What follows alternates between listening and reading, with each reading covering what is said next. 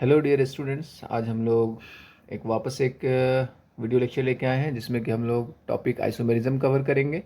और इसमें हम लोग कोशिश करेंगे कि आइसोमेरिज्म का पहला portion that is structural isomerism वाला पोर्शन पूरा कवर करेंगे। चलिए सबसे पहले स्टार्ट करते हैं। हम लोगों ने यहाँ पे सबसे पहले इसका डेफिनेशन ले लिया है कि भाई आइसोमेरिज्म क्या होते हैं।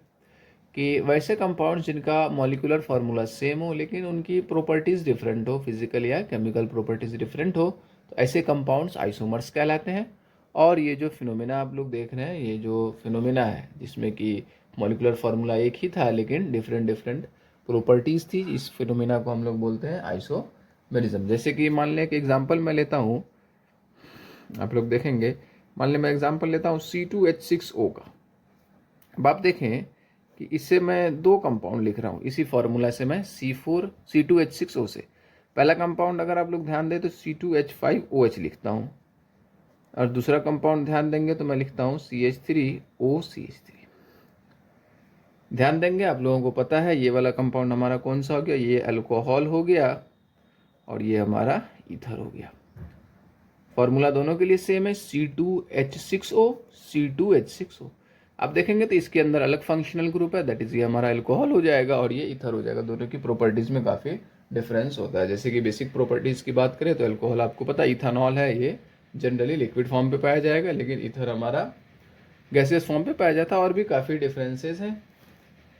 जैसे कि मान ले मैं एक कंपाउंड लेता हूँ, और भी बहुत सारे एग्जाम्पल आप ले सकते हैं। जैसे मान ले मैं ये ब्यूटेन लेता हूँ, आप एक दूसरा कंपाउंड लेंगे, आप प्रोपेल ले लेंगे, दो नंबर कार्बन पे आप मिथाइल लगा लेंगे। देखें दोनों ही जो कंपाउंड है वो C4 है, C3 CH3 CH2 CH2 CH3 C4H10 है, और यहाँ पे भी C4H10 है। लेकिन दोनों की प्रॉपर्टीज दोनों अलग अलग कंपाउंड है, दो डिफरेंट कंपाउंड्स हैं। इनका नाम भी आप लिखेंगे तो आपको अलग अलग नाम आएगा। तो ऐसे कंपाउंड्स आपस में आइसोमर्स कहलाएंगे और ये फिनोमेना क्या कहलाएगी, आइसोमेरिज्म कहलाएगी। जैसे और भी देखें, और आपको अगर एग्जांपल लेना है तो मान ले मैं यही ब्यूटेन लेता हूँ, यहाँ Cl लगा लेता हूँ, यहाँ Cl लगा लेता हूँ, और आप क्या करेंगे, इसमें यहाँ Cl लगाएंगे, दूसरा Cl यहाँ लगा लेंगे। तो इन दोनों की भी प्रॉपर्टीज़ में काफ़ी फ़र्क होगा, दोनों अलग अलग कंपाउंड है। ठीक है। और एग्जांपल अगर लें तो मान ले कि आप एक कंपाउंड ले लेते हैं साइक्लोप्रोपीन C2C3H6, और आप एक कंपाउंड ऐसा ले लेंगे 3 कार्बन का और एक डबल बॉन्ड दिखा देंगे। देखें फॉर्मूला सेम है, C 3 कार्बन है और 6 हाइड्रोजन है। यहाँ पे भी देखें 1 2 3 कार्बन है, 3 हाइड्रोजन यहाँ, 1 हाइड्रोजन यहाँ और 2 हाइड्रोजन यहाँ, 6 हाइड्रोजन है। ऐसे कंपाउंड्स आपस में आइसोमर कहलाएंगे। क्लियर है, सब लोग समझ गए हैं। अब हम लोग इसके टाइप की बात करें तो आइसोमेरिज्म का जो है बेसिकली ये दो टाइप को, इसके टाइप्स की अगर मैं बात करूं, आइसोमेरिज्म के आइसोमर्स के टाइप्स की, आगे हम लोग बात करते हैं इसके टाइप्स के बारे में। तो हम लोग आइसोमेरिज्म को जो है ना, जो हमारा आइसोमेरिज्म है ये दो टाइप से इसको हम लोग बांटते हैं। एक हमारा क्या होता है स्ट्रक्चरल आइसोमेरिज्म,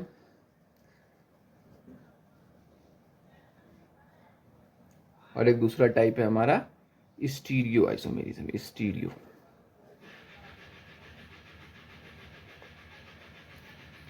स्ट्रक्चरल और स्टीरियो दो डिफरेंट टाइप है, जिसमें कि हम लोग ये स्ट्रक्चरल आज डिस्कस करने वाले। इसमें बेसिकली मैं तो आपको डिफरेंस बता देता हूँ कि स्ट्रक्चरल और स्टीरियो में बेसिकली क्या डिफरेंस है इन दोनों टाइप के आइसोमेरिज्म में। देखें मान ले कि मैं कोई अरेंजमेंट लेता हूँ, मान ले हमारे पास कोई XYZ W कोई कंपाउंड है, मान लीजिए कोई कंपाउंड हमने लिया। अब देखें यहाँ पे मैं बना रहा हूँ, X जो है Y से लिंक्ड है, Y जो है Z से लिंक्ड है, और Z जो है हमारा वो W से लिंक्ड है। मान लें ये कहानी थी। अब मैं क्या कर रहा हूँ कि X को Z से लिंक कर दे रहा हूँ, Z को Y से लिंक कर दे रहा हूँ, और इसको W से। तो देखें यहाँ पे इन दोनों कंपाउंड को अगर आप देखेंगे तो फॉर्मूला वही है, XYZW दोनों का फार्मूला, मॉलिक्यूलर फार्मूला सेम है, लेकिन डिफरेंस कहाँ पे है इनके अरेंजमेंट में। देखें यहाँ पे X से Y जुड़ा हुआ था, Y से Z और Z से W जुड़ा हुआ था। लेकिन इस कंपाउंड को अगर आप ध्यान से देखेंगे तो X से Z ऐड हो गया, X से Z लिंक्ड हो गया, और Z से फिर Y से W, थोड़ा सा लिंकअप का डिफरेंस है। तो ऐसे कंपाउंड्स आपस में ये दोनों जो है, ये दोनों स्ट्रक्चरल आइसोमर्स कहलाएंगे। इस तरह का डिफरेंस होगा स्ट्रक्चरल के अंदर। लेकिन यहीं पे अगर स्टीरियो की बात करें तो स्टीरियो में क्या है, मान लें एक ये है एक्स वाई जेड और हमारा डब्ल्यू बना हुआ है। अब इसका दूसरा कंपाउंड, अब इसमें क्या होगा ना कि एटम्स अपने जगह पे ही बने रहेंगे, एटम्स को चेंज नहीं, लेकिन इनका ओरिएंटेशन स्पेस में, स्टीरियो मतलब 3D में बात करते हैं यहाँ पे, स्पेस में इनका अरेंजमेंट एटम्स का डिफरेंट, जैसे कि एक्स से वाई, अब वाई जुड़ा हुआ है, वाई से जेड, जेड ही जुड़ा होगा, लेकिन देखें आप ध्यान से इस तरह से जेड को हमने क्या किया, ओरिएंटेशन चेंज कर दिया, एक्स से वाई, वाई से जेड, जेड से डब्ल्यू ऐड था, लेकिन हमने इसमें क्या किया, एक्स से वाई, वाई से जेड अभी भी अटैच है, लेकिन जेड का ओरिएंटेशन स्पेस में 3D में बदल जाएगा। तो ऐसे कंपाउंड्स, ऐसा सिस्टम क्या कहलाएगा, हमारा स्टीरियो आइसोमर्स कहलाएगा। ये दोनों आपस में स्टीरियो कहलाएंगे। आई होप क्लियर है आप सभी को। तो और कुछ बातें हैं मैं बताऊंगा कि भाई स्ट्रक्चरल में क्या होगा। स्ट्रक्चरल आइसोमर में मॉलिक्यूलर फॉर्मूला तो यहाँ पे सेम रहेगा ही रहेगा, लेकिन कहाँ पे डिफरेंसेस होंगे, डिफर हो जाएगा ये कहाँ पे, इनके स्ट्रक्चर में, इनका स्ट्रक्चर डिफरेंट हो जाएगा, स्ट्रक्चर डिफरेंट हो जाएगा। और बेटा अगर स्ट्रक्चर एक बार डिफरेंट हो गया तो उनका डिफरेंट IUPAC भी होगा। IUPAC name is also different, IUPAC name भी इनका क्या होगा, डिफरेंट हो जाएगा। यहाँ तक बेसिक डेफिनेशन और स्ट्रक्चरल है क्या आपको क्लियर है? तो मैं आगे बढ़ जाए, चलिए अब हम लोग बढ़ते हैं आगे।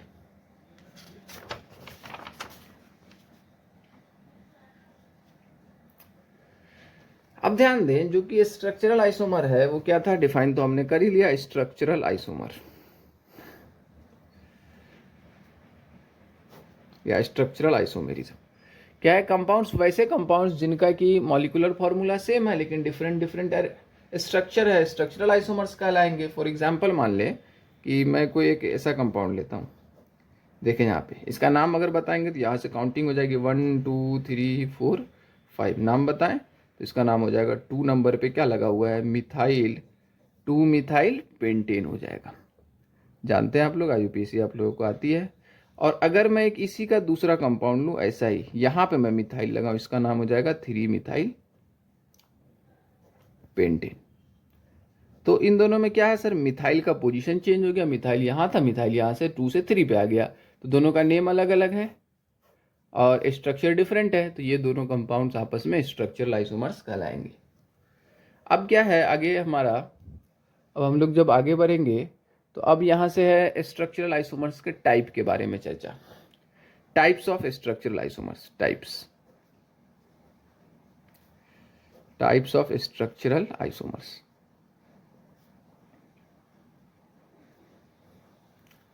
बुक में डिफरेंसेस आता है, कोई बुक 5 टाइप बताती है, कोई 6 बताती है।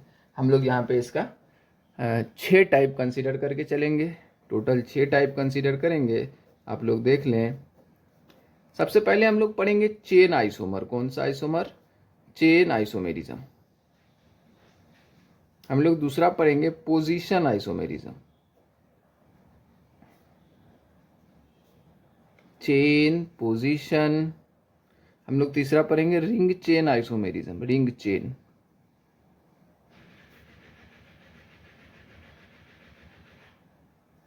हम लोग फिर पढ़ेंगे फंक्शनल आइसोमेरिज्म, फंक्शनल आइसोमेरिज्म। फिर हम लोग पढ़ेंगे मेटामर या मेटामेरिज्म, और हम लोग लास्ट में पढ़ेंगे टॉटोमेरिज्म। Total 6 tautomerism. क्या क्या पढ़ेंगे बेटा, chain isomerism, position isomerism, ring chain isomerism, functional isomerism, metamerism and tautomerism. ठीक है, 6 टाइप है, ring chain, chain isomerism, position isomerism, ring chain isomerism, functional isomerism, metamerism and tautomerism. तो चलिए हम लोग स्टार्ट करते हैं। सबसे पहला आइसोमर हम लोग स्टार्ट कर लेते हैं। फर्स्ट है हमारा chain isomer, chain isomerism.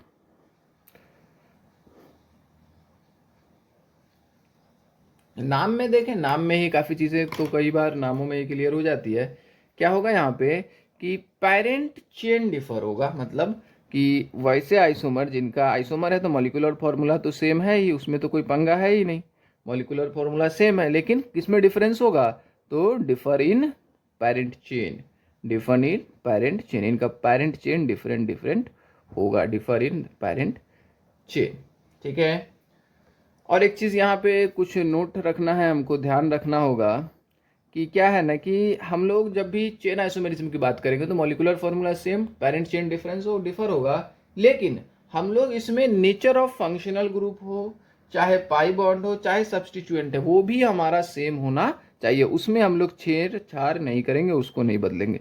Nature of functional group, pi bond या सब्सटीट्यूएंट, कोई सब्सटीट्यूएंट लगा हो, ये जो है ना सेम ही होना चाहिए, शुड बी सेम। क्लियर है। चलिए एग्जाम्पल हम लोग लेते हैं। पहला एग्जाम्पल, दो चार एग्जाम्पल लेंगे इसका। जैसे कि मान ले ये है, क्या है जानना है आप लोग, 1 2 3 1 2 3 4 ब्यूटेन है। हम प्रोपेन लेते हैं, यहाँ पे मिथाइल लगा लेते, तो आप देखें 1 2 3 चेन, पेरेंट चेन यहाँ पे 4 कार्बन का दिख रहा होगा आप लोगों को, 1 2 3 4, लेकिन यहाँ पे पेरेंट चेन घट के 1 2 3 3 कार्बन का रह गया। तो ये दोनों आपस में, ये दोनों कंपाउंड जो है चेन आइसोमर कहलाएंगे। और अगर अगला एग्जाम्पल देखें, मान ले कि मैं ऐसा कुछ लेता हूँ, यहाँ पे मैं Cl लगा लेता हूँ, और मैं कुछ दूसरा लूँ तो मान ले मैं यहाँ पे Cl लगा लेता हूँ, और अगर यहाँ पे नंबरिंग करेंगे तो 1 2 3, और यहाँ पे भी देखेंगे तो 1 2 3। अगर आप लोग ध्यान देंगे तो इन दोनों सवाल में पेरेंट चेन तो डिफर हुआ ही नहीं, यहाँ भी 3 कार्बन का चेन था, यहाँ भी 3 कार्बन का चेन है, तो क्या ये चेन आइसोमर होगा? तो इसका जवाब है कि नहीं सर, ये चेन आइसोमर नहीं होगा। चेन डिफरेंट होना चाहिए, पेरेंट चेन हमारा डिफरेंट होना चाहिए, तभी वो चेन आइसोमर होगा, अदरवाइज नहीं होगा। जैसे कि एक एग्जांपल देखें और भी मैं लूँ, ये मान लिए 5 कार्बन का हमने प्रोपेन लिया, अगला जो मैं कंपाउंड ले रहा हूँ ब्यूटेन ले रहा हूँ, एक मिथाइल लगा लेता हूँ, एक और मैं प्रोपेन ले लेता हूँ, एक मिथाइल ये और एक मिथाइल, इस तरह से मैं लगा लेता हूँ। तो आप लोग देखेंगे यहाँ पे 1 2 3 4 5 कार्बन का चेन था, यहाँ पे 1 2 3 4 कार्बन का चेन है, 1 2 3 और 3 पे 3 कार्बन का चेन है। तो देखें फॉर्मूला सेम है, C5H12 यहाँ भी, C5H12 यहाँ भी, C5H12 यहाँ भी, लेकिन डिफरेंस क्या है? पेरेंट चेन में कार्बन के नंबर्स में डिफरेंस है। यहाँ पे 5 कार्बन था, यहाँ पे 4 कार्बन है, यहाँ पे 3 कार्बन हो गया। तो इस तरह से हम लोग यहाँ पे चेन आइसोमरिज्म को पहचान सकते हैं, चेन आइसोमर को पहचान सकते हैं। और भी एग्जाम्पल अगर देखें, मान ली मैंने साइक्लोहेक्सेन लिया, अगला कंपाउंड मैं साइक्लोपेंटेन ले लेता हूँ, एक मिथाइल लगा लेता हूँ, मैं साइक्लोब्यूटेन ले लेता हूँ, और यहाँ पे एक इथाइल ग्रुप लगा लेता हूँ। तो देखें यहाँ पे 6 कार्बन का चेन है, 5 का चेन है, और यहाँ पे 4 का चेन है। तो ये सब भी आपस में चेन आइसोमर है, ये सब भी आपस में चेन आइसोमर हो जाएगा। क्लियर है यहाँ तक सभी को? आगे बढ़े, चलिए। अब एक मैं बढ़िया क्वेश्चन ले रहा हूँ, आप लोग ध्यान देंगे कि क्वेश्चन है कि हमको जो है ना ऑल पॉसिबल चेन आइसोमर बनाना है पेंटेन का। All possible chain isomer of, मैं यहाँ पे लिख रहा हूँ, draw all possible chain isomer of C5H12। हमको चेन आइसोमर बनाना है, इसका जितना भी पॉसिबल चेन आइसोमर है। तो भाई चेन आइसोमर जब बनाएंगे तो आपको पता है C5H12 ये हमारा अल्केन है, इसको अगर जब आप देखेंगे तो 5 कार्बन का आप सबसे पहले स्ट्रेट चेन बना ले, 5 कार्बन है। अब चेन डिफर करना है तो 5 से नीचे 4 का बना ले, एक मिथाइल कहीं ऐड कर दें, और उससे नीचे 3 का बना ले, और इस तरह से 2 मिथाइल है। लेकिन अब आप 2 का नहीं बना पाएंगे, जब भी उस पर कार्बन लगाएंगे ना तो वो 3 का हो जाएगा। तो टोटल यहाँ पे 3 पॉसिबिलिटीज आपको दिख जाएगी। क्लियर है सभी को? चेन आइसोमेरिज्म का फंडा, चेन आइसोमर समझ गया, सीधा सा लॉजिक है कि अगर पेरेंट चेन डिफर हो गया चेन आइसोमर है। बाकी चीजें जैसे कि फंक्शनल ग्रुप है, सब्सटीट्यूएंट है या मल्टीपल बॉन्ड है, ये सब बस कांस्टेंट रहना चाहिए, इनमें कोई चेंजेस नहीं चलेगा। अगला 2 नंबर का हमारा नेक्स्ट आइसोमर है पोजीशन आइसोमर। कौन सा है? Position isomer, position isomerism.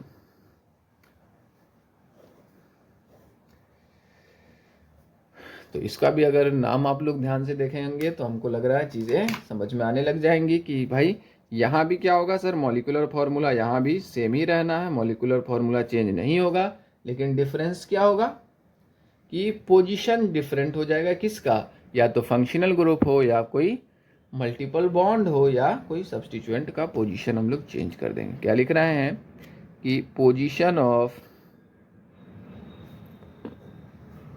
Functional group multiple bond ये जो है डिफरेंट होनी चाहिए, ये डिफरेंट होनी चाहिए, तब हम लोग उसको क्या बोलेंगे कि ये पोजीशन आइसोमर है। ठीक है, यहाँ भी नोट वही है जो हमारा पहले नोट था कि जो नेचर है फंक्शनल ग्रुप का, चाहे मल्टीपल बॉन्ड का चाहे सब्स्टिट्यूएंट का, वो हमारा वेरी नहीं करना चाहिए, वो कांस्टेंट रहना चाहिए। Nature of functional group multiple bond substituent must remains same, वो सेम रहना चाहिए, मस्ट रिमेन्स सेम। ठीक है, और दूसरी चीज एक छोटा सा यहाँ पे एंड ये भी करेंगे कि जो पेरेंट चेन है वो भी सेम होना चाहिए, कि size of parent chain very नहीं करना चाहिए। दिक्कत क्या हो जाएगी, फिर हम लोग चेन और इसमें कंफ्यूज होंगे। उसके लिए भी हमारे पास आगे एक बढ़िया सा फंडा है चेन और पोजीशन में डिफरेंस करने के लिए। तो यहाँ पे ध्यान क्या रखेंगे कि size of parent chain remains same होना चाहिए, ये दोनों चीजें रिमेन्स सेम। चलिए देखें, पहले अब एग्जाम्पल लेते हैं, एग्जाम्पल से चीज़ें और क्रिस्टल क्लियर हो जाएंगी। मान लें CH3 CH2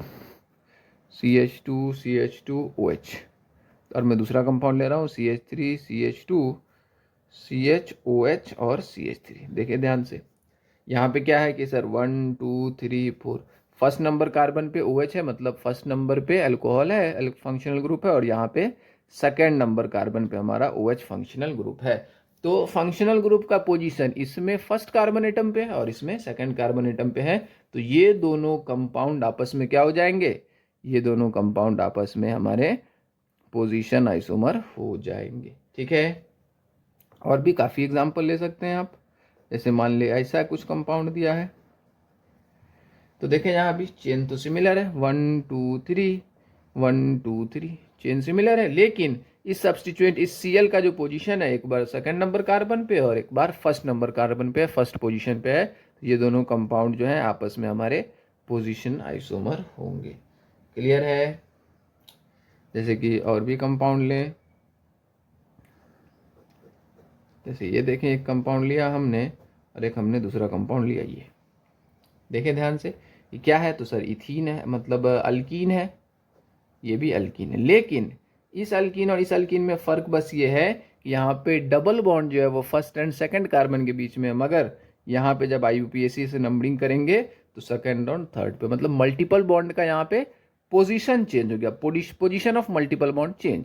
अगर पोजीशन ऑफ मल्टीपल बॉन्ड या फंक्शनल ग्रुप या सब्स्टिट्यूएंट चेंज हो रहा हो तो ऐसे कंपाउंड्स क्या कहलाएंगे, ऐसे कंपाउंड्स हमारे पोजीशन आइसोमर कहलाएंगे। क्लियर है, चलिए और एक एग्जांपल ले हम लोग, अगर मान लें यहाँ पे COH ले लेते हैं, यहाँ पे Cl लगा लेते हैं और यहाँ पे एक CH3 लेते हैं, और एक दूसरा कंपाउंड मैं अगर लूँ CH2Cl,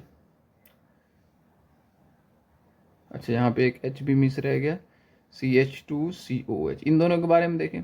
आपको पता है अगर इसमें नंबरिंग करने जाएंगे तो carboxylic acid main functional group है, 1 2 3 इस तरह की नंबरिंग होगी, और इसमें भी करेंगे तो 1 2 एंड 3 इस तरह की नंबरिंग होगी। यहाँ पे देखें Cl का पोजीशन सेकंड पे है और यहाँ पे Cl थर्ड पे चला गया, तो ये दोनों भी कंपाउंड आपके पोजिशनल आइसोमर होंगे। ठीक है, अब मैं एक छोटा सा मतलब कॉन्सेप्ट बताने जा रहा हूँ आपको कि अगर कभी मान लो आपको लगे कि ये तो चेन भी हो सकता है, ये तो पोजीशन आइसोमर भी हो सकता है, मैं क्या बोलूँ, चेन भी है पोजीशन भी है, तो उसके लिए छोटा सा मतलब एक टेक्निक, एक ट्रिक बोल लीजिए, ट्रिक ध्यान रखेंगे। छोटी सी ट्रिक क्या है, आप लोग अपने मन से एक x नंबर कंसीडर कीजिएगा, एक y, x जो है वो क्या होगा हमारा कि कितने नंबर है ना, हालांकि दिक्कत नहीं होगी, number of carbon in parent chain, parent chain में कितने नंबर है कार्बन के, और वाई क्या है कि कितने साइड चेन है जो कार्बन से स्टार्ट हो, नंबर ऑफ साइड चेन। थोड़ा सा आज हम लोग वीडियो दिन में रिकॉर्ड कर रहे हैं, तो आप लोगों को हो सकता है कि काफ़ी नॉइस सुनने को मिल रहा हो। Number of side chain starting with carbon. क्या बोला मैंने कि आपको दो चीजें देखनी है। एक्स क्या है, number of carbon in parent chain में कितने कार्बन एटम प्रेजेंट है, और दूसरी चीज वाई क्या है, number of side chain starting with carbon. ठीक है, अगर अब इसके बाद क्या करेंगे, और आपको एक्स और वाई को मल्टीप्लाई करना है दोनों कंपाउंड के लिए। अगर एक्स और वाई सेम सेम आ गया, एक्स डॉट वाई सेम आ गया, तो वो दोनों कंपाउंड आपस में पोजीशन आइसोमर होंगे। और अगर एक्स वाई का मल्टीप्लीकेशन दोनों ही कंपाउंड के लिए डिफरेंट आ गया, अगर डिफरेंट आ गया तो समझ जाना कि आपका जो कंपाउंड है वो चेन आइसोमर है। ये छोटा सा टेक्निक अपने को ध्यान रखनी हो। क्या बोला हमने, एक्स लेंगे सबसे पहले number of carbon in parent chain, Y लेंगे number of side chain starting with carbon. Side chain अगर कार्बन के अलावा किसी से स्टार्ट हो रहा है तो नहीं करना है, तो और उन दोनों का अगर मल्टीप्लीकेशन दोनों कंपाउंड के लिए सेम है तो पोजिशन आइसोमर है, और अगर डिफरेंट है तो हमारा चेन आइसोमर हो जाएगा। क्लियर है, आगे बढ़े, एक दो एग्जाम्पल करें इसके ऊपर। चलिए,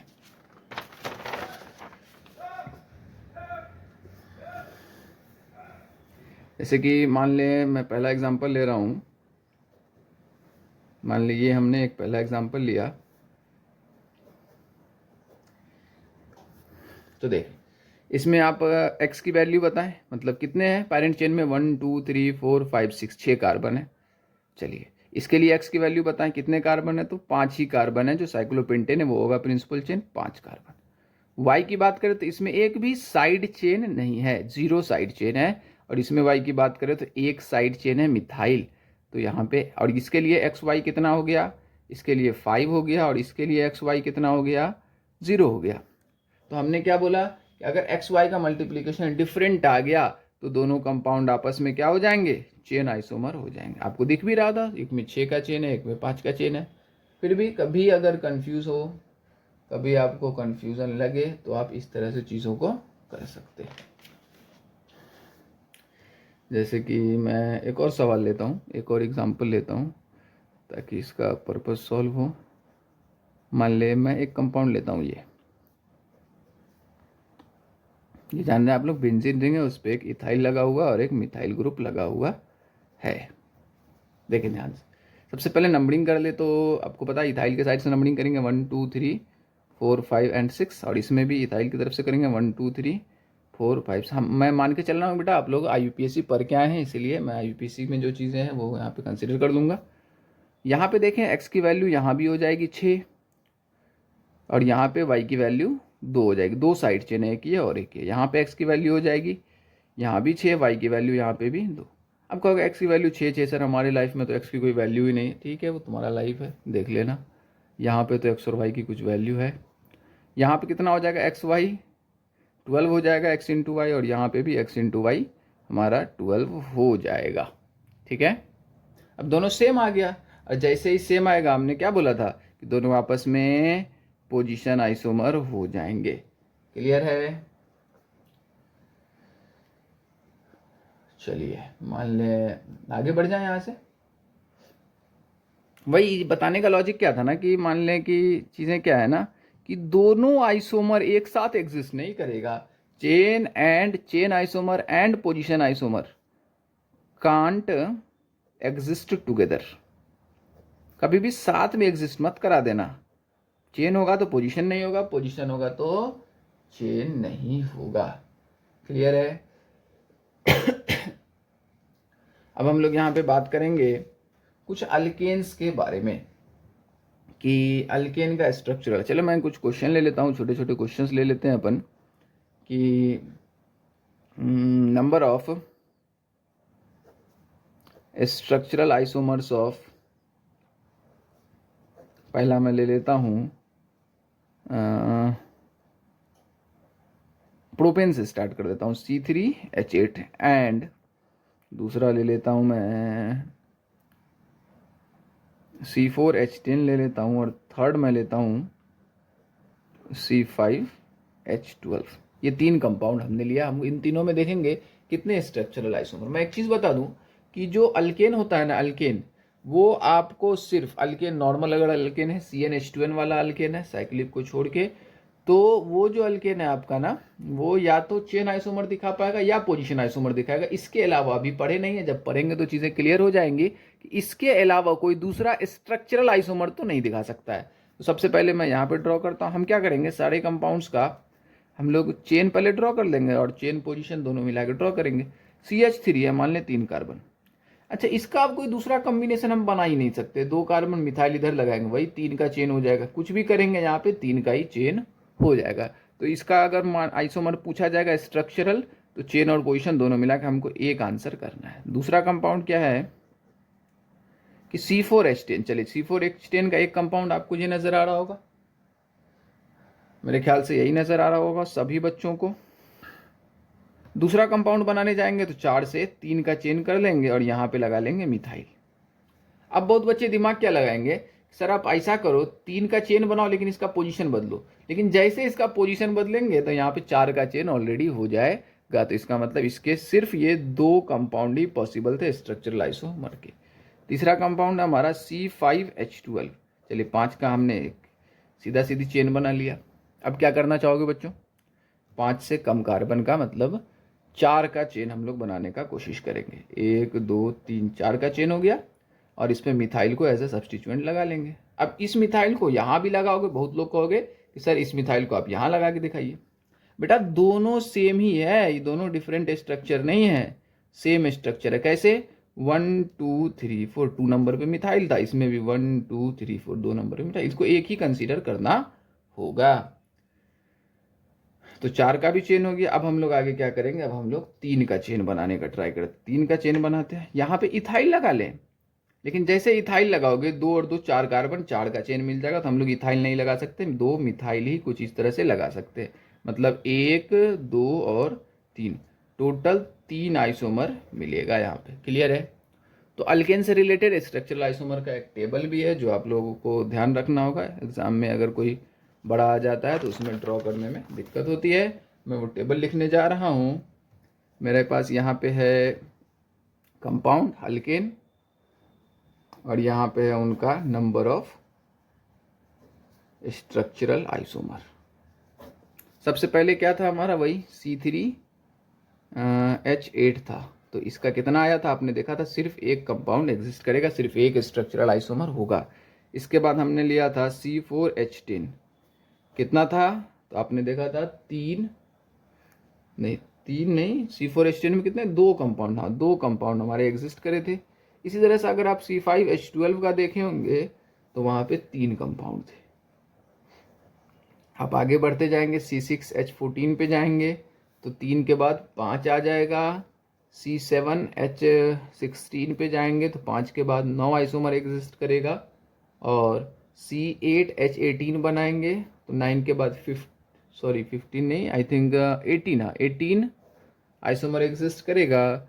C9H20 में अगर जब आप जाएंगे तो यहाँ पे 35 एग्जिस्ट करेगा। एंड C10H22 पे जब आप बनाने जाएंगे तो यहाँ पे 75 आइसोमर एग्जिस्ट करेंगे। ये डेटा इसलिए इंपॉर्टेंट होता है कि भाई बच्चे ये 2-3 तो एग्जाम में भी ड्रॉ कर लेंगे, लेकिन आगे ड्रॉ करने में थोड़ी दिक्कत होती है। जैसा कि आपको ये कंपाउंड जो है शायद इन दोनों में से मेंस में PYQs में आया हुआ है, तो इसलिए आप लोग इस टेबल को ध्यान से देखें। क्लियर है बच्चों। चलिए, अब हम लोग 2 सवाल लेते हैं, 2 सवाल, उसके बाद हम लोग अगले आइसोमर पे चले जाएंगे। पहला सवाल है कि अल्केन, अल्कीन एंड अल्काइन इनके पास को जो है ना मिनिमम कितने कार्बन लगेंगे, क्या दिखाने के लिए, स्ट्रक्चरल आइसोमर मतलब मिनिमम कार्बन रिक्वायर्ड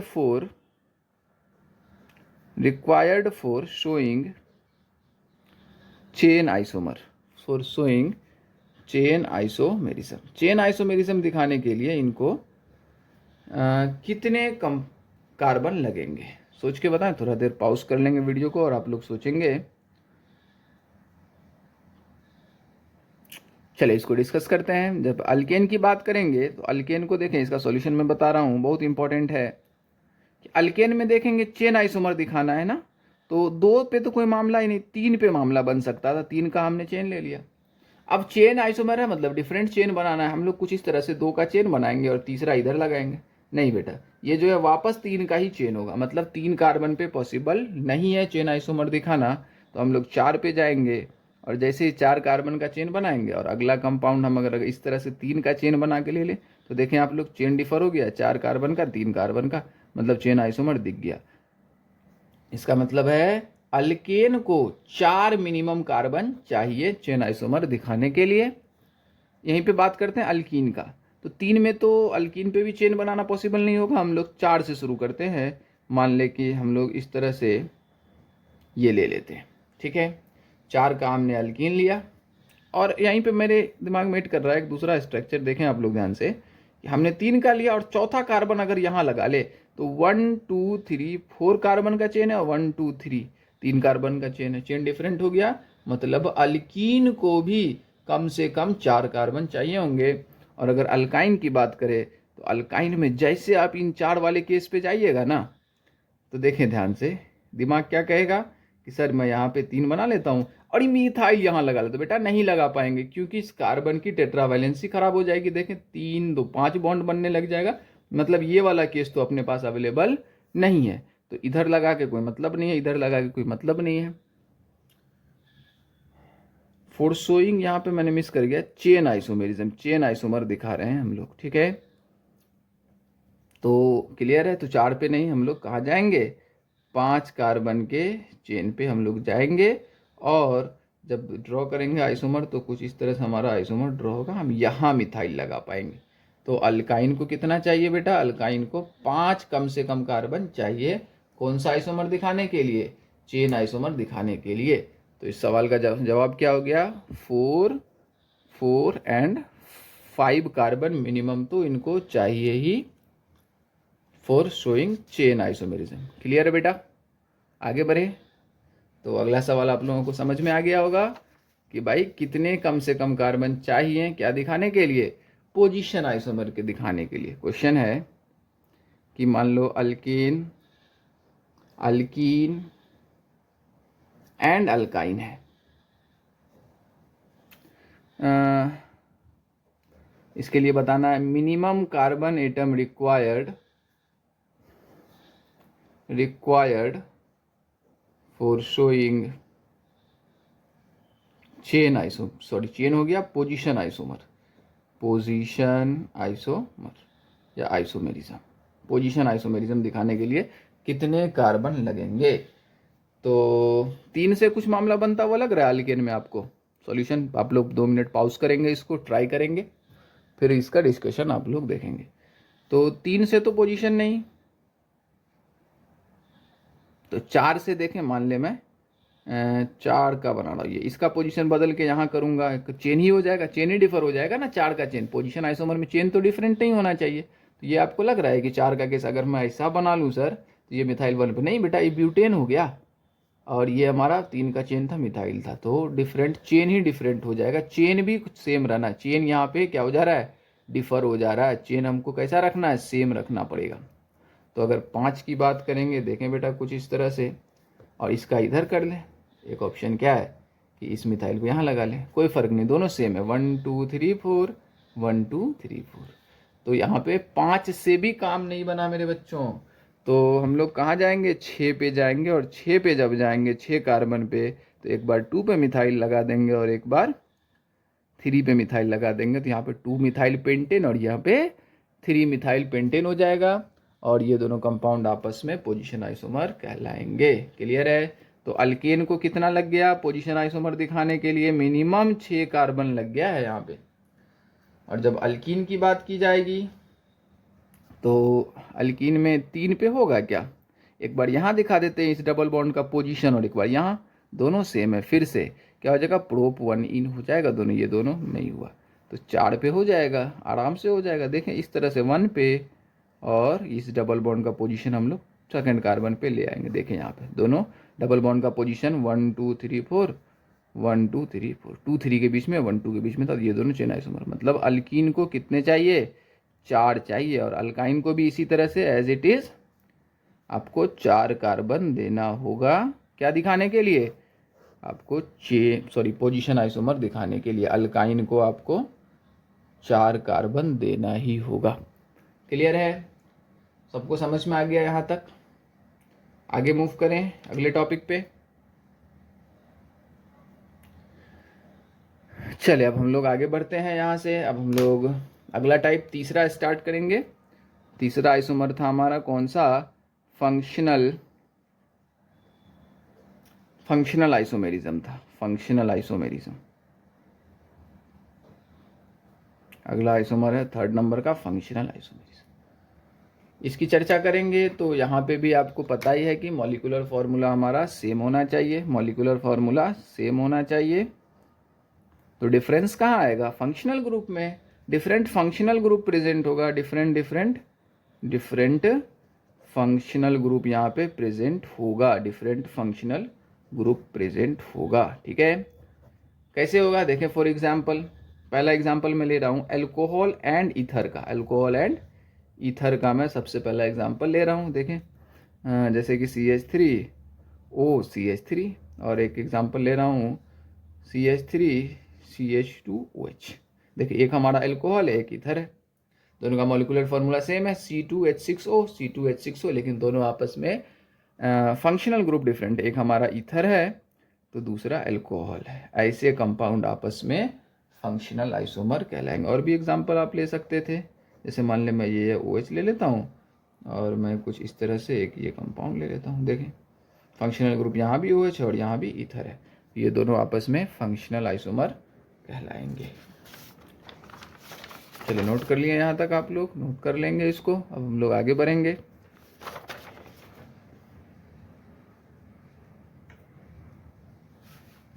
जैसे कि आपको पता होगा कि मतलब एल्कोहल है, दूसरा एग्जांपल मैं ले रहा हूं अल्कोहल एंड फिनॉल। कौन सा, अल्कोहल एंड फिनॉल। फिनॉल क्या होता है कि अगर बेंजीन रिंग से डायरेक्ट OH लगा होगा तो उसको हम लोग फिनॉल बोलते हैं। फॉर एग्जांपल देखिए ये हमारा कोई फिनॉल है, ये हमारा फिनॉल हो गया, और हमने एक मिथाइल यहाँ पे लगा लिया, ये तो हमारा क्या हो जाएगा, ये हमारा फिनॉल हो जाएगा। और हम एक दूसरा कंपाउंड ले रहे हैं, देखें ये हमारा बेंजीन रिंग से ये OH डायरेक्ट नहीं लगा तो इस बार अल्कोहल है। तो फॉर्मूला चेक करेंगे तो दोनों का फॉर्मूला यहाँ पे सेम है। कार्बन 6, एक 7 कार्बन है, 1 2 3 4, 4 3 7, एक 8 हाइड्रोजन है। यहाँ भी गिनती करेंगे तो 5 2 7, एक 8 हाइड्रोजन है और एक ऑक्सीजन है। अब कोई बेटा ऐसा मत कहने लग जाना कि सर यहाँ पे तो 2 ऑक्सीजन है, सर ये इस ऑक्सीजन को कौन कंसिडर करेगा। तो बेटा मैं जानकारी के लिए बता दूं कि ये अल्टरनेट डबल बॉन्ड को रिप्रेजेंट करने का तरीका होता है। ठीक है, चलिए अब हम लोग आगे बढ़ेंगे। और भी एग्जांपल ले सकते हैं, जैसे कि आप एग्जांपल के लिए थायोल एंड थायोफिनॉल भी ले सकते हैं, थायोल एंड थायोफिनॉल भी ले सकते हैं। थायोल क्या, इसी से रिलेट कर लेना दोनों को। जैसे कि मान ले इस तरह से ऑक्सीजन की जगह अगर सल्फर ले लेते हैं तो हम उसको क्या बोलते हैं, थायोल वर्ड यूज करते हैं। जैसे कि अल्कोहल है, अल्कोहल से बना थायोल, फिनॉल से बना थायोफिनॉल, तो ये हमारा थायोफिनॉल है और ये हमारा थायोल हो गया। लेकिन यहाँ पे कुछ गड़बड़ी, एक यहाँ पे आपको मिथाइल और दिखाना पड़ेगा, क्योंकि यहाँ पे देखिए एक आप यहाँ पे मिथाइल लिखा लें। ठीक है, तो इस तरह से हम लोग बोल सकते हैं। और भी एग्जाम्पल है, काफ़ी सारा एग्जाम्पल ले सकते हैं फंक्शनल ग्रुप का। कार्बोक्सिलिक एसिड एंड एस्टर भी आप ले सकते हैं, carboxylic acid and ester. Carboxylic acid देखें क्या होता है, COOH, थोड़ा सा बड़ा ले लें, CH2CH3COOH। और मैं एस्टर ले रहा हूँ CH3COOCH3 RCOOR। ये एस्टर है, ये हमारा एस्टर हो गया और ये हमारा एसिड हो गया। दोनों का फॉर्मूला देखें, 1 2 3, 3 कार्बन, दो ऑक्सीजन C3H2, सॉरी H2 नहीं, O है दो, 6 3 2 5 1 6 C3H6O2। यहाँ भी देखें 1 2 3 H6O2, इसी फॉर्मूले से दोनों कंपाउंड बना है, दोनों का स्ट्रक्चरल फॉर्मूला सेम है लेकिन फंक्शनल ग्रुप डिफरेंट है। फंक्शनल ग्रुप, एक एसिड है, एक कार्बोक्सिलिक एसिड है, तो दूसरा हमारा यहाँ पे एस्टर है। तो ऐसे कंपाउंड बेटा आपस में क्या कहलाते हैं? फंक्शनल आइसोमर कहलाते हैं। और भी बहुत सारे एग्जाम्पल हैं, जैसे कि साइनाइड एंड आइसोसाइनाइड भी ले सकते हैं, अल्डिहाइड एंड कीटोन भी ले सकते हैं। अल्डिहाइड कीटोन कैसे देखें? CH3 CH2 CO CH3, ये हमारा कीटोन हो गया। और अगर हम अल्डिहाइड ले CH3 CH2 CH2COH, ये हमारा अल्डिहाइड हो गया। फॉर्मूला दोनों का सेम है, C4H8O C4H8O दोनों का, लेकिन दोनों में फंक्शनल ग्रुप डिफरेंट है। तो ऐसे कंपाउंड्स आपस में फंक्शनल आइसोमर कहलाते हैं। और एग्जाम्पल है, जैसे कि एक होता है हमारा अल्काइन एंड डाइईन, दो डबल बॉन्ड, दो बार डबल बॉन्ड होगा। ईन जो है अल्कीन दो बार होगी, जैसे C ट्रिपल बॉन्ड C इस तरह का देखें। और अगर मैं डबल बॉन्ड दिखाऊं, C डबल बॉन्ड C देखें, फॉर्मूला दोनों का सेम है। एक हमारा अल्काइन है तो दूसरा हमारा दो बार ईन है, तो डाइईन है। तो ऐसे कंपाउंड्स को हम लोग क्या बोलेंगे? ये सब फंक्शनल आइसोमर्स हैं, एक दूसरे के क्या है? फंक्शनल आइसोमर्स हैं। और भी काफ़ी एग्जांपल्स हैं, जैसे कि अगर मैं और एग्जांपल बताऊं तो 1 डिग्री 2 डिग्री 3 डिग्री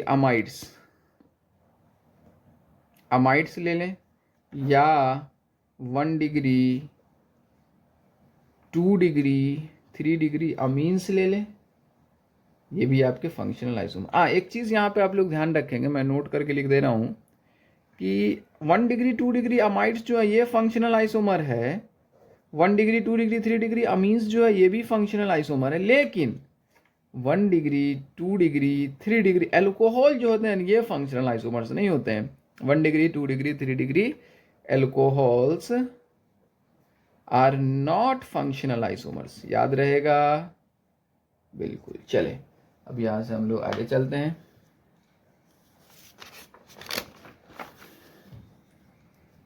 चलिए मैं यहाँ पे एक छोटा सा सवाल ले लेता हूँ, आप लोग ध्यान देंगे। दो सवाल मैं ले लेता हूँ, question number 1 and question number 2।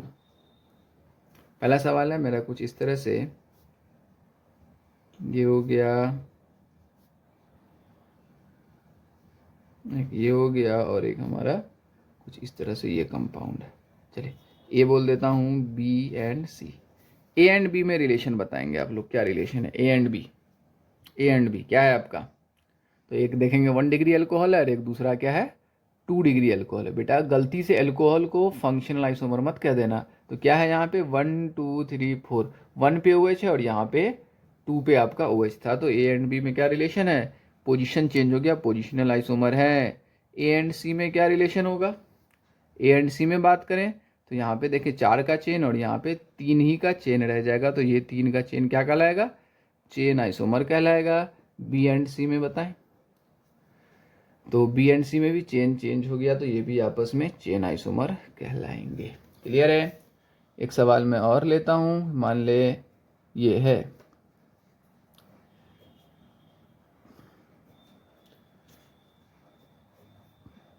ये गलत हो गया मेरा, देखें ये इस तरह से ए बी एंड सी। तो ए और बी में देखें ये क्या है हमारा? 1 डिग्री अमीन है, ये हमारा 2 डिग्री। दो तरफ से देखें ना, 1 डिग्री अमीन क्यों है? क्योंकि एक तरफ से अल्काइल लगा है। 2 डिग्री 1 डिग्री है, ये 2 डिग्री अमीन है क्योंकि दो तरफ से इसमें अल्काइल ग्रुप लगा है और इसमें तीनों तरफ से मिथाइल लगा हुआ है, तो ये हमारा 3 डिग्री अमीन हो गया। तो ए एंड बी में क्या रिलेशन है? तो यहाँ पे हमको क्या बताना है? तो ये जो है अमीन हो या अमाइड हो, 1 डिग्री 2 डिग्री 3 डिग्री, ये आपस में क्या होंगे? फंक्शनल आइसोमर होंगे। ठीक है, ए एंड सी क्या हो जाएगा? ये भी हमारा फंक्शनल आइसोमर होगा एंड बी एंड सी भी हमारा फंक्शनल आइसोमर होगा। क्लियर है सभी को? अब क्या है ना कि यहाँ पे हम लोग डिस्कस करने जा रहे हैं एक काफ़ी इम्पोर्टेंट वीवीआई मतलब काफ़ी इम्पोर्टेंट टॉपिक हो जाएगा ये, कि प्रायोरिटी ऑर्डर होते हैं, मतलब आइसोमर्स की प्रायोरिटी ऑर्डर, कि भाई हमको लग रहा है कि कोई कंपाउंड्स है वो 2 तरह का आइसोमर एग्जिबिट कर रहा है, तो हमको कौन सा बताना है, तो उसके लिए है, उसी केस के लिए है प्रायोरिटी ऑर्डर। तो देखें priority order, priority order of structural isomers, एकदम सबको याद रहने वाला है कि सबसे ज़्यादा प्रायोरिटी जो होती है ना वो रिंग चेन आइसोमर की होती है। आगे हम लोग पढ़ेंगे भी, सबसे ज़्यादा किसकी, रिंग चेन वालों की सबसे ज़्यादा। उसके बाद होती है टॉटोमर्स की, उसके बाद सेकंड प्रायोरिटी होती है टॉटोमर्स की।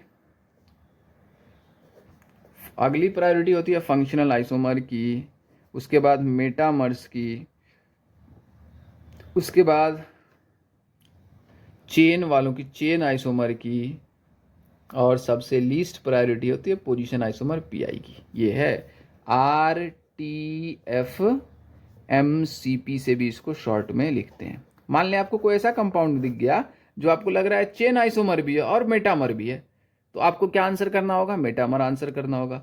मान लें कि कोई आपको ऐसा मिल गया जो कि फंक्शनल भी लग रहा है, टॉटोमर भी लग रहा है, तो टॉटोमर। मान लें कोई फंक्शनल भी लग रहा है, रिंग चेन भी लग रहा है, तो आपको आंसर रिंग चेन में करना होगा। यही है यहाँ पे फंडा। क्लियर है? एक सवाल से इसको हम लोग ये कर लेते हैं कि इसको समझ लेते हैं। मान ले ये कोई पहला सवाल मैं ले रहा हूँ CH2OH, इसको मैं A बोल देता हूँ।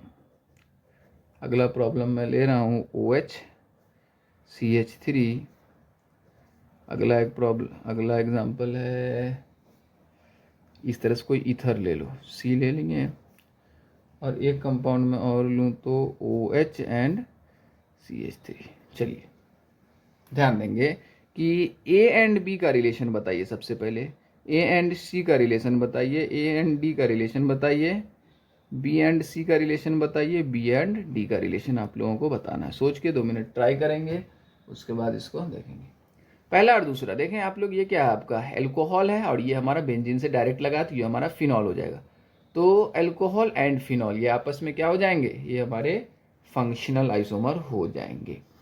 अच्छा ये देखें इन दोनों के बारे में, तो यहाँ भी देखो फंक्शनल ग्रुप चेंज हो गया, एक एल्कोहल है तो दूसरा ईथर है, तो A एंड C भी हमारा फंक्शनल आइसोमर है। लेकिन अगर A और D के बारे में बात करें, A और D देखेंगे ध्यान से, तो ये भी हमारा फंक्शनल ही होगा, एक एल्कोहल है तो दूसरा फिनॉल है, ये भी हमारा फंक्शनल आइसोमर होगा। B एंड C की बात करेंगे तो एल्कोहल और एक ये दूसरा ईथर है, ये भी हमारा फंक्शनल आइसोमर ही है, फंक्शनल आइसोमर ही है। और B और D की बात करेंगे तो देखें, अब देखें यहाँ पे OH सेम है, इस बार पोजीशन चेंज हो रहा है, CH3 का 2 से यहाँ पहुँच गया, तो यहाँ पे ये दोनों पोजीशन आइसोमर है। और अगर C एंड D की बात करेंगे तो ये भी हमारा फंक्शनल आइसोमर है। चलिए यहाँ पे सवाल तो और भी कराने थे, उसके बाद हम लोग आगे मेटामर स्टार्ट करेंगे। चलिए आज के लेक्चर को यहीं हम लोग एंड करते हैं। अगला 30-40 मिनट का और एक वीडियो आएगा जिसमें स्ट्रक्चरल आइसोमर कंप्लीट हो जाएगा। इसको आप लोग अच्छे से पढ़ेंगे। आई होप आप लोगों को समझ में आया। चलिए टेक केयर, बाय बाय।